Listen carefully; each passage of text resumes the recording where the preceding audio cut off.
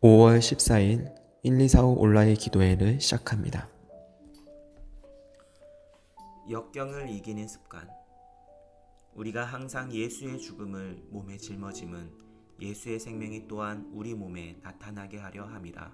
고린도후서 4장 10절. 우리는 하나님께서 은혜로 우리 안에 이루신 것을 삶에서 표현하는 습관을 길러야 합니다.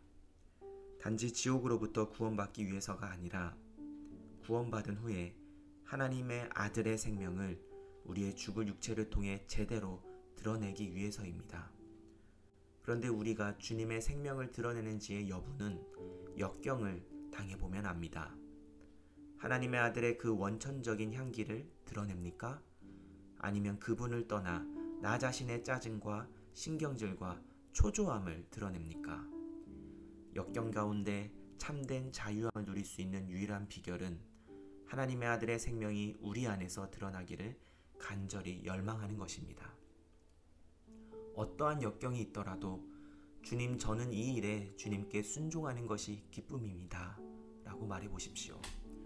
그러면 즉시 하나님의 아들이 우리 마음을 주장하게 되면서 나의 삶을 통해 주님을 영화롭게 하는 생명을 드러내실 것입니다. 역경 가운데 주님과 다투어서는 안 됩니다.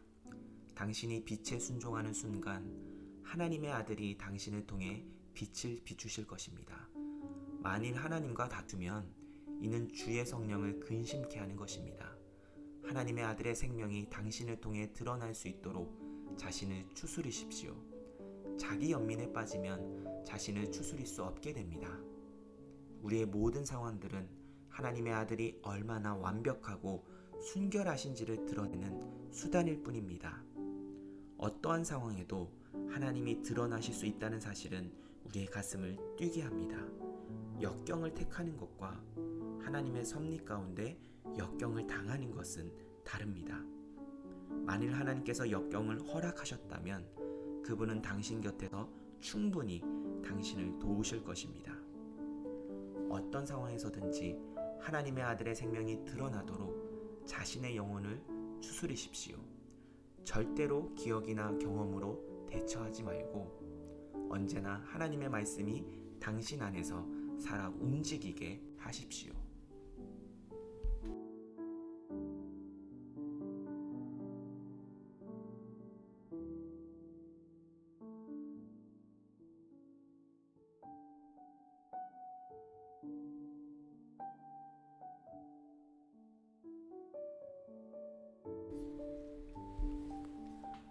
전국 각 지역 사회에 만연한 두려움과 공포가 예수 그리스도의 이름으로 떠나가게 하시고 하나님의 위로하심과 성령의 능력이 강력하게 임하며 우리 교회가 영적 싸움에서 승리케 하소서.